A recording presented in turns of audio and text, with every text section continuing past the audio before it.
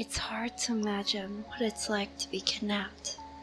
I've tried, often, probably every day for the last 4 years, imagining the unlimited scenarios, anything from the kidnapper's first contact to the actual abduction and the subsequent transport, has plagued me for many sleepless nights.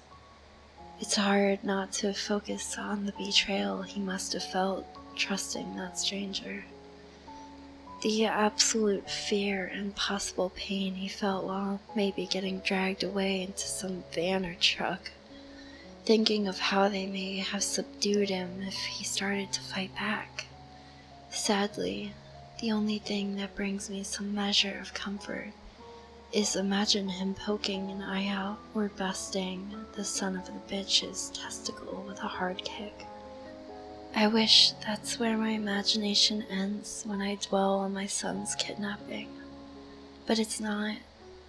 That rabbit hole is deep and filled with things that may take days off my life just by the thought of it. Truth is, neither myself nor my now ex-husband know what really happened.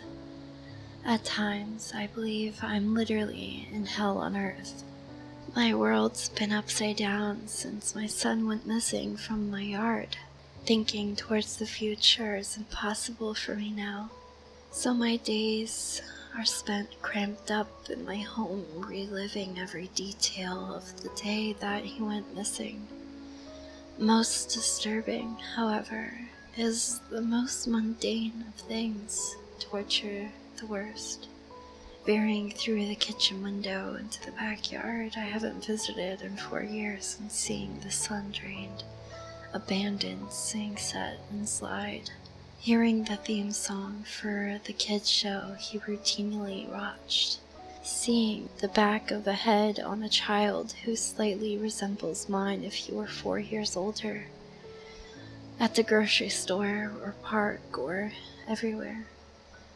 The worst, however, is the sound of the phone ringing. Every time it sounds, my body is filled with the most conflicting emotions. Is this the call I find out he is dead or alive? Or worse, that it's neither. Truth be told, a knock on the door is equally as jarring. Never more so than today, as it turned out. When I opened the door, a large man in uniform greeted me with tender eyes and said, "Ma'am, we received a call today. Apparently one of your neighbors allowed their cats to get out of the house." The 2 sentences couldn't have been more crushing. Another dagger of lost hope, but this one cut especially deep due to the tease of his blue uniform. As the disappointment drenched me from head to soul, the gentleman continued to ask me for a favor. Over the years, the ground under the houses in this neighborhood tend to sink a bit. Silly cats love nesting down there. Would you mind if we go in your backyard and retrieve the cat from under your house? Ma'am, are you okay? He obviously knew I wasn't. As the blood rushed from my head to my broken heart, I meekly mumbled, "Why didn't I know that?"